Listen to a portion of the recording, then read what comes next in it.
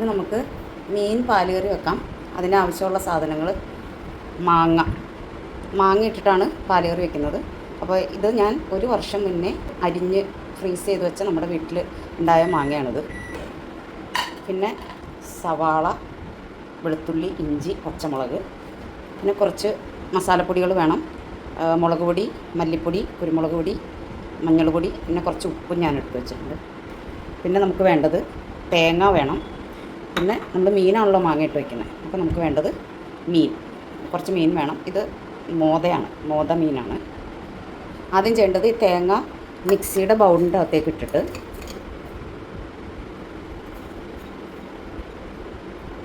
വെള്ളം ഒഴിച്ച് നമുക്കൊന്ന് അരച്ചെടുക്കാം. മാങ്ങ, അതിനകത്തേക്ക് മുളക്, ഇഞ്ചി, വെളുത്തുള്ളി, സവാള, പിന്നെ നമ്മൾ എടുത്തു വച്ചിരിക്കുന്ന പൊടികൾ, ഉപ്പ്, മുളക് പൊടി, മല്ലിപ്പൊടി, കുരുമുളക്, മഞ്ഞൾ പൊടികളെല്ലാം കൂടി നമുക്ക് ഇട്ട് കൊടുക്കാം. അതിന് ശേഷം നമ്മൾ അരച്ച് വെച്ചിരിക്കുന്ന തേങ്ങ, ഇത് പണ്ടൊക്കെ വീട്ടിൽ തേങ്ങ പാലായിരുന്നു ഒഴിക്കണത്. ഞാനിപ്പോൾ എളുപ്പത്തിന് തേങ്ങയാണ് ഒഴിക്കുന്നത്. തേങ്ങ അരച്ച് ചേർക്കുവാണ്. നമുക്ക് കുറച്ച് വെള്ളവും കൂടി ഒഴിച്ച് ഇത് അടുപ്പ് കത്തിക്കാം. കുറച്ച് വേപ്പിലയും കൂടി ഇട്ട് കൊടുക്കുന്നുണ്ട്. എന്നിട്ട് നമുക്ക് മൂടി വെച്ച് ഇത് ഒന്ന് വേവിച്ചെടുക്കാം. നമ്മൾ തിളപ്പിക്കാൻ വെച്ച മാങ്ങയും പൊടികളും എല്ലാം കൂടി തിളയ്ക്കുന്നുണ്ട്. നമുക്കിതൊന്ന് ഇളക്കി കൊടുക്കാം. എന്നിട്ട് നമുക്ക് തീ ഒന്ന് കുറച്ച് വയ്ക്കാം.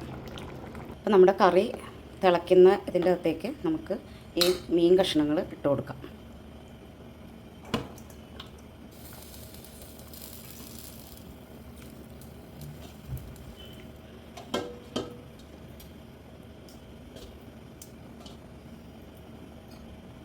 എന്നിട്ട് നമുക്ക് ഒന്നും കൂടി ഇളക്കിയിട്ട്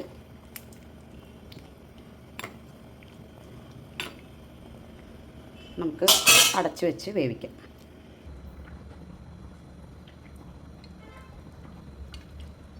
ഇതിലേക്ക് ചെറിയ ഉള്ളി, മുളക്, വേപ്പില ഇതിട്ടിട്ട് നമുക്ക് മുരിച്ചെടുക്കാം.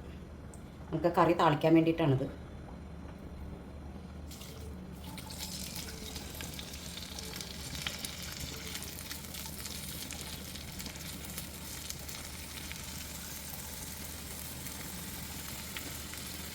മുരിഞ്ഞു, നന്നായിട്ട് മുരിഞ്ഞിട്ടുണ്ട്. നമുക്ക് തീ ഓഫ് ചെയ്തിട്ട് അത് ഈ കറിയുടെ അകത്തേക്ക് നമുക്ക്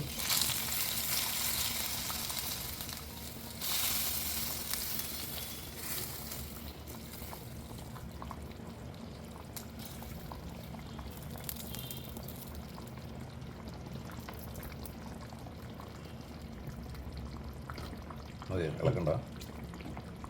ഞങ്ങൾക്ക് തീ ഓഫ് ചെയ്യാം.